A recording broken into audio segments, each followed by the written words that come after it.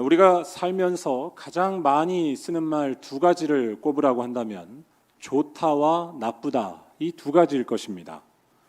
좋은 것은 알고 싶고 나쁜 것은 피하고 싶은 것이 우리 인간들의 본능이기 때문입니다. 그런데 이 좋다와 나쁘다라고 하는 말에 우리말 어원을 살펴보면 무엇이 좋은 것이고 나쁜 것인지에 대한 귀중한 교훈을 얻을 수 있습니다. 일단 나쁘다라고 하는 말의 어원은 나쁜입니다. 나밖에 모른다라고 할 때의 나쁜이라는 말이 점차 변화해서 나쁘다라는 말로 된 것입니다. 나만이 옳다고 여기고 나에게만 모든 것에 기준을 놓을 때에 나쁘다고 보는 것입니다. 좋다는 이와 정반대입니다. 좋다는 말의 어원은 주다입니다. 남에게 무언가를 준다는 의미의 주다가 점차 변화해서 좋다라는 말이 된 것입니다. 주다는 나뿐인 삶과는 정반대의 태도를 갖고 있습니다. 다른 사람의 필요와 아픔에 관심을 가질 때에만 우리들은 남에게 줄 수 있습니다. 즉 삶의 기준을 내가 아닌 남에게도 두고 있는 것, 이것을 우리말에서는 좋은 것이라고 말하는 것입니다. 우리말이 가르쳐주는 좋다 나쁘다에 대한 이러한 설명은 아주 성경적이라고 말할 수 있습니다. 기독교 역시도 좋다 나쁘다의 기준을 마찬가지로 말하기 때문입니다. 삶의 기준을 나 자신에게만 두지 않고 나 외에 다른 존재에게까지 관심을 가질 때에 좋다고 말하는 것이 우리 기독교입니다. 그런데 여기에서 말하는 나 외에 다른 존재는 이웃을 말하기도 하지만 근본적으로는 이웃 그 이상을 말한다고 할 수 있습니다. 바로 하나님입니다. 하나님에게 자기의 관심을 쏟고 하나님에게 삶의 기준을 둘 때에 좋은 것이라고 말한다는 것입니다. 기독교가 이와 같이 말하는 이유는 다른 데에 있지 않습니다. 하나님만이 우리의 인생을 근본적으로 살려낼 수 있기 때문입니다. 인간은 자기 힘으로 스스로를 구원할 수 없고 완성할 수도 없습니다. 인간은 늘 불완전하며 생명에 대한 주도권을 전혀 갖고 있지 않습니다. 하지만 하나님은 그렇지 않으십니다. 하나님은 생명의 주인이시고 늘 온전하신 분입니다. 이 사실 때문에 우리 기독교는 하나님에게 궁극적인 관심을 두고 사는 것만이 언제나 좋은 것의 기준이 된다고 말하는 것입니다. 이것을 잘 보여주는 성경 말씀의 비유는 누가복음 12장에 나오는 어리석은 부자에 대한 비유입니다. 여기에서 부자는 여러 해 동안 쓰고 누릴 수 있는 많은 재물을 가지고 있었습니다. 이것을 바탕으로 그는 자기 인생에 대해서 낙관하고 있었으며 또한 스스로 즐기자고 말하고도 있었습니다. 하지만 하나님께서는 이러한 부자를 향해 어리석은 자라고 말씀하십니다. 그 이유에 대해 누가복음 12장 20절에서 이렇게 말씀하십니다. 어리석은 자여, 오늘 밤에 내 영혼을 도로 찾으리니 그러면 내 준비한 것이 누구의 것이 되겠느냐? 사람의 생명은 그가 가진 소유나 재물에 있지 않습니다. 하나님께서 오늘 밤에라도 우리의 영혼을 걷어가실 수 있기 때문입니다. 즉 생명은 우리 자신이 아닌 하나님께만 그 근원이 있다는 것입니다. 이러한 사실을 인식하면서 나 자신에게만 관심을 두는 것이 아니라 언제나 생명의 근원이 되시는 하나님을 향해서 관심을 두고 열어놓아야 한다는 것이 바로 기독교입니다. 하나님에 의해서만 내 영혼이 안전할 수 있고 하나님에 의해서만 내 생명이 존재할 수 있음을 깊이 인식하며 사는 것입니다. 오늘 말씀에 나오는 바리새인과 세리의 이야기는 바로 이와 같은 차원의 이야기를 전하는 말씀입니다.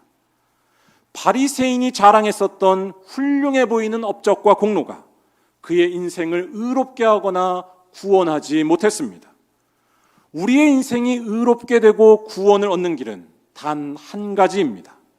생명의 근원이 되시는 하나님께서 우리에게 자비를 베풀어 주시는 것입니다. 또한 그 자비를 의지하며 살아가는 것입니다. 예수님께로부터 칭찬받는 세리가 바로 그와 같은 삶을 살았던 인물이었습니다.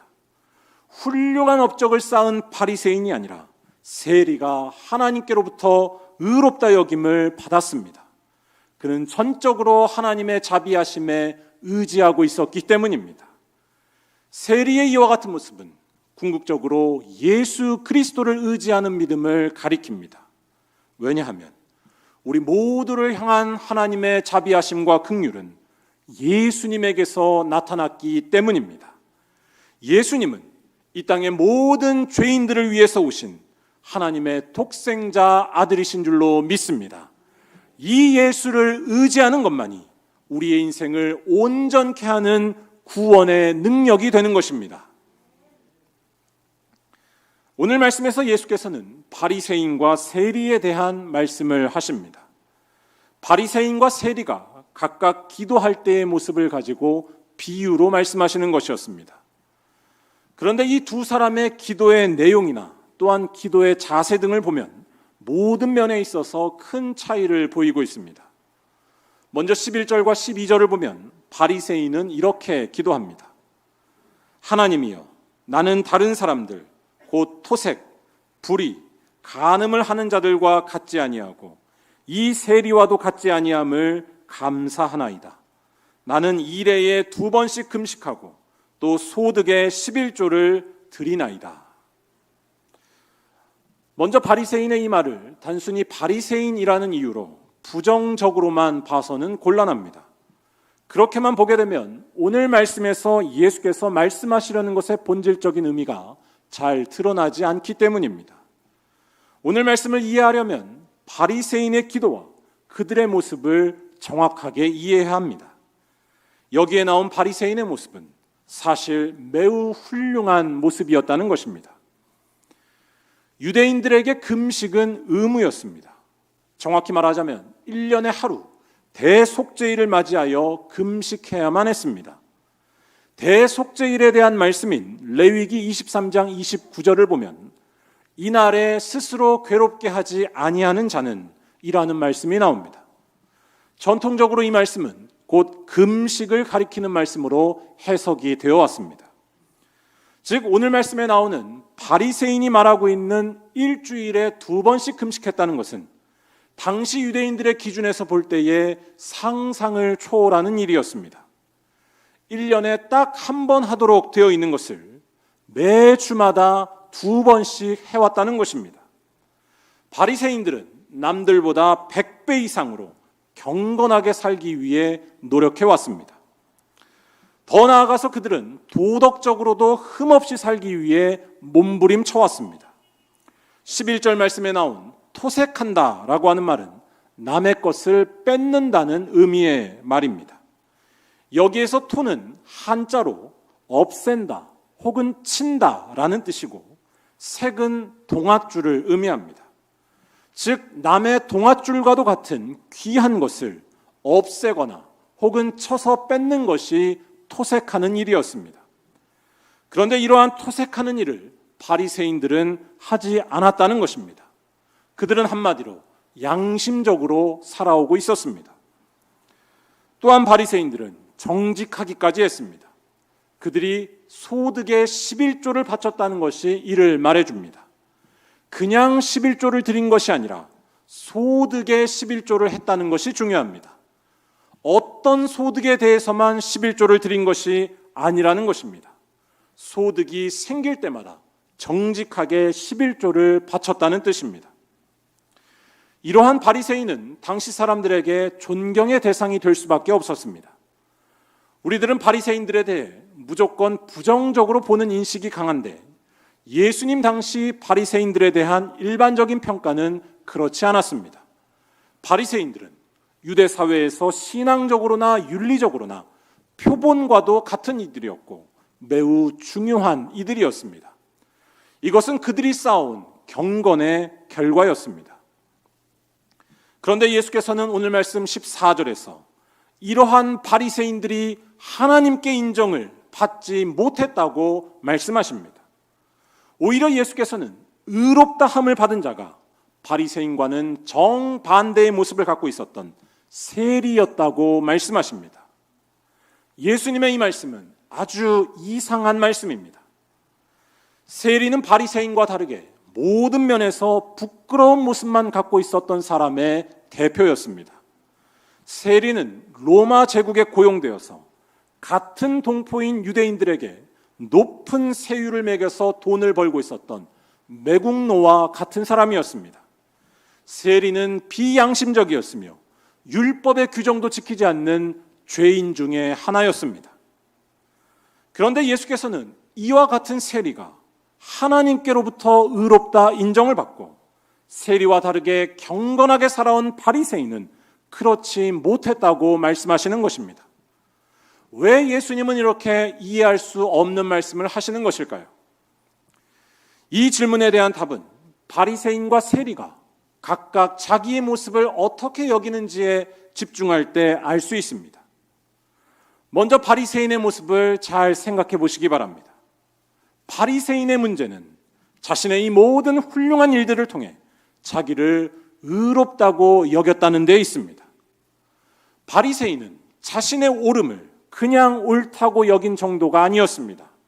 그는 자신이 절대적으로 옳다고 여기고 있었습니다. 그 증거는 그가 세리와 자신을 비교하면서 기도하고 말하는 장면에서 잘 나오고 있습니다. 11절과 12절을 다시 한번 보시기 바랍니다. 바리새인은 하나님, 저는 저 비양심적인 인간들과 같지 않고 저 세리와도 같지 않아서 감사합니다 라고 기도합니다. 바리새인이 이렇게 기도할 수 있었던 근거는 그가 일주일에 2번씩 금식하고 또한 소득의 11조를 드리기 때문이라는 것이었습니다. 다시 말해 바리새인은 자신의 수고해온 모든 것들을 통해 자신이 아주 옳다는 것을 주장하고 있었습니다. 옆에 있던 세리보다 자신이 확실하게 옳다는 것입니다. 물론 일주일에 2번씩 금식하고 또한 소득의 11조를 정직하게 드리는 일은 매우 훌륭한 일입니다. 우리들 모두 이와 같은 노력을 하면서 살아야 합니다. 하지만 여기에서 명심해야 할 것은 이와 같은 일들이 우리들에게 남들보다 우월한 자리에 가게 하지 못한다는 것입니다. 우리의 옳고 그름을 판단하실 수 있는 분은 내가 아니라 하나님이시기 때문입니다. 우리의 모든 것을 아시는 하나님만이 우리가 남들보다 옳은지 아닌지를 말씀해 주실 수 있다는 것입니다. 몇 년 전에 제가 아주 재미있게 봤었던 TV 드라마 중에 왕관의 식구들이라는 드라마가 있습니다. 6.25 때 난리는 난리도 아니다 라고 하는 아주 크게 유행한 유행어를 남긴 인기 드라마였습니다. 이 드라마에서 어떤 배우가 자신을 무시하고 있었던 동네 사람들을 향해서 던지는 한 마디가 있었습니다. 저는 이 대사가 우리 인생에 대한 귀중한 진리를 담고 있다고 생각합니다. 이 배우는 이렇게 말했었습니다. 인생 파마 풀어봐야 아는 것이고 신발은 벗어봐야 아는 거라고 동네 사람들아. 인생 화장 지워봐야 안다고. 여러분 이 말씀에 동의하십니까? 별로 동의하지 않으시는 것 같네요. 저는 이 대사가 어쩌면 오늘 말씀에 나온 바리새인을 향해서 하나님께서 던지실 수 있는 말씀이 아닐까라는 생각이 들었습니다. 인간이 볼 때에는 바리새인이 세리보다 훨씬 더 의롭게 보입니다. 하지만 우리의 내면까지 다 보시는 하나님 앞에서는 그러한 말을 쉽게 할 수 없다는 것입니다. 마치 인생 파마 풀어봐야 아는 것이고 화장 지워봐야 알 수 있다고 말하는 것처럼 우리들의 진정한 모습 역시도 하나님 앞에서 펼쳐볼 때에만 알 수 있다는 것입니다. 하나님만이 옳고 그름을 말하실 수 있는 분입니다. 그런데 하나님에 대한 이와 같은 사실을 생각할 때에 우리들은 사실 절망할 수밖에 없습니다. 그 누구도 하나님 앞에 자신이 온전하다고 말하기가 불가능하기 때문입니다. 이 사실은 방금 말씀드린 바리새인의 기도의 사례만 봐도 잘 알 수 있습니다. 그들은 너무나 훌륭하고 좋은 일을 많이 했었습니다. 하지만 그 좋은 일이 낳은 결과는 아이러니했습니다.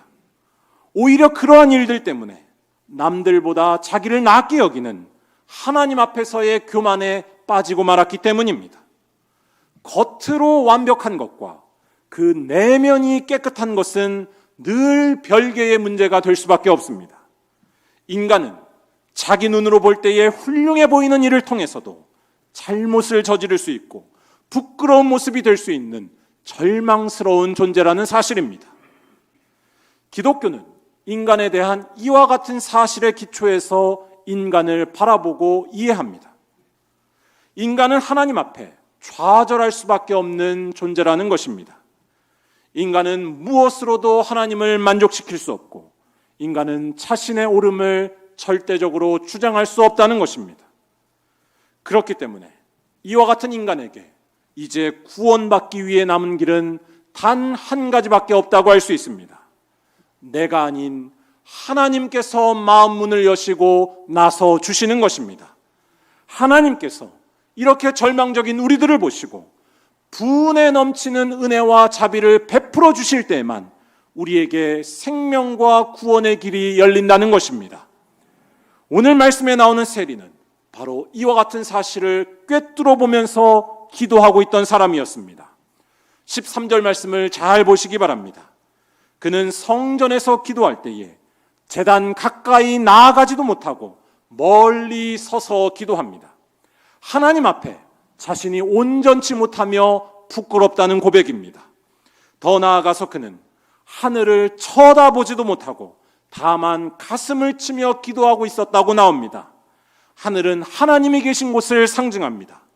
감히 하나님을 향해 얼굴을 들 수 없을 정도로 자신이 매우 부끄럽고 추한 존재임을 깨닫고 있던 것입니다. 아무것도 자기 자신을 구원할 수 없음을 뼈저리게 깨닫고 하나님의 자비하심만을 바라고 기다리고 있던 것입니다. 그가 하나님 앞에 드린 두 마디의 짧은 기도가 그와 같은 그의 고백을 보여줍니다. 하나님이여 불쌍히 여기소서. 나는 죄인이로소이다. 우리가 하나님 앞에 해야 될 말은 이 두 마디에 모두 다 담겨 있다고 해도 과언이 아닙니다. 무엇을 해도 하나님 앞에 의로울 수 없는 것이 우리들의 슬픈 운명입니다. 이 사실을 깨달을 때에 하나님의 자비를 구하는 것 외에는 우리에게 아무런 희망이 없다는 것입니다. 하나님께서 마음을 돌이켜 주셔서 넓은 사랑과 은혜로 우리에게 나타나시기를 기다리는 것입니다. 세리가 드렸던 기도는 바로 이러한 고백을 담고 있었고 이러한 세리에게 예수께서는 놀라운 선언의 말씀을 주십니다. 이 사람이야말로 하나님께 의롭다 하심을 받고 내려갔다는 것입니다. 인간의 절망스러운 현실을 깊이 깨닫고서 하나님의 자비하심에만 의지하고 있었던 자에게 하나님께서는 그 믿음의 고백대로 자비하심을 베풀어 주신다는 말씀입니다. 하나님의 이 놀라운 자비하심은 결국 예수 그리스도의 십자가와 부활을 가리킨다고 할 수 있습니다. 하나님께서는 절망스러운 현실 속에 있는 우리들에게 참으로 분에 넘치는 자비를 베풀어 주셨습니다. 왜냐하면 누구든지 예수님의 십자가와 부활을 믿고 의지하면 하나님께서는 그가 비록 죄인일지라도 의롭게 여겨주시겠다고 약속하셨기 때문입니다. 사도 바울은 이 사실을 로마서 10장 9절과 11절에서 이와 같이 전합니다. 우리 다 함께 한번 읽어보도록 하겠습니다. 내가 만일 내 입으로 예수를 주로 시인하며 또 하나님께서 그를 죽은 자 가운데서 살리신 것을 내 마음에 믿으면 구원을 받으리라. 성경에 이르되 누구든지 그를 믿는 자는 부끄러움을 당하지 아니하리라 하니. 아멘. 죄인도 용납해 주시고 교만한 자에게도 은혜를 베풀어 주시는 하나님의 분에 넘치는 사랑이 바로 예수에게서 나타난 줄로 믿습니다. 스스로를 구원할 수 없는 인간에게 하나님께서 생명의 길을 아무런 값없이 내어주신 자비의 사건이 바로 예수 그리스도의 사건이기 때문입니다. 오늘은 우리 개신교회의 생일과도 같은 종교개혁 기념주일입니다. 종교개혁을 시작했었던 마틴 루터는 우리들의 영혼이 참된 만족과 안식을 얻기 위해서는 사람을 바라봐서는 안 된다고 믿었습니다. 세상에서의 어떠한 모습도 우리를 하나님 앞에 온전케 하지 못한다는 믿음이었습니다. 오직 예수 그리스도를 믿을 때에 하나님의 한량없는 은혜로 죄인도 온전케 하신다는 것을 믿고 고백한 것이었습니다. 우리 한국교회 목사님 가운데 이러한 우리 개신교회의 신앙 고백을 잘 깨닫게 해주는 귀한 말씀을 하신 한 분이 있습니다. 일제강점기 시절 끝까지 신사참배를 반대하시다가 돌아가신 주기철 목사님이라는 분입니다. 주기철 목사님께서는 그의 마지막 설교에서 이런 말씀을 남겼습니다. 처음에는 우리가 십자가를 지지만 나중에는 십자가가 우리를 져줍니다. 십자가, 십자가, 내 주의 십자가만 바라보고 나아갑시다. 아멘. 이 말씀은 우리 기독교 신앙이 무엇인지 정확하게 밝혀줍니다. 우리는 십자가를 지는 사람들입니다. 십자가를 진다는 것은 예수님의 십자가에 나의 운명을 맡기고 의지한다는 뜻입니다. 예수에게만 우리의 구원이 달려있음을 믿는 것입니다. 그런데 이러한 믿음의 고백을 가질 때에 놀라운 일이 일어난다는 것입니다. 예수의 그 십자가가 이제는 우리를 짊어지고 나아간다는 것입니다. 십자가가 우리를 져준다는 이 표현은 참으로 놀라운 표현입니다. 예수의 십자가를 지면 더 이상 우리에게 짐이 되는 것은 없어진다는 말씀입니다. 십자가가 우리의 인생을 짊어져서 모든 것에서 자유케 되고 모든 것에서 해방되는 놀라운 삶을 살게 된다는 말씀입니다. 바로 하나님께서 의롭다 하시고 의롭게 여겨주시는 영광스러운 인생으로 변화하는 것입니다. 오늘 말씀에서 세리가 받았던 은혜가 바로 그것이었습니다. 사랑하는 여러분, 여러분은 지금 세리처럼 오직 십자가를 짊어지고 가는데 십자가가 우리의 삶을 짊어지는 참으로 자유로운 인생, 참으로 구원받은 삶으로 다시 한번 나아가고 계십니까? 아니면 여전히 바리새인처럼 나의 업적과 행동의 근거에서 공허해질 수밖에 없는 인생을 반복하고 계십니까? 아무것도 우리를 자유케 할 수 없지만 하나님께서는 우리들에게 과분한 자비를 베풀어 주셔서 참으로 자유케 되는 길을 열어주신 줄로 믿습니다. 예수 그리스도의 십자가와 부활만이 바로 하나님의 그 과분한 자비하심이며 우리를 자유케 하는 생명의 길이라는 말씀입니다. 그렇기 때문에 우리 모두 예수님의 십자가 부활을 더욱 힘써 알기 위해 이 시간 다시 한번 결단해야 할 줄로 믿습니다. 예수의 십자가를 알기 위해 날마다 말씀과 기도 가운데 거해야 할 줄로 믿습니다. 예수님의 십자가를 따르고 붙들기 위해 우리들의 사랑하는 이웃과 가족들, 또한 가난하고 병든 이들을 내 몸처럼 섬기며 사랑해야 할 줄로 믿습니다. 그것이 바로 예수의 십자가를 의지하는 길이고 또한 그것이 바로 하나님의 자비하심을 찾는 길이기 때문입니다. 이와 같은 믿음으로 살아갈 때에 하나님께서는 오늘 말씀에 나오는 세리처럼 우리에게도 참된 자유를 주실 것이고 참된 구원의 은혜를 베풀어 주실 줄로 믿습니다.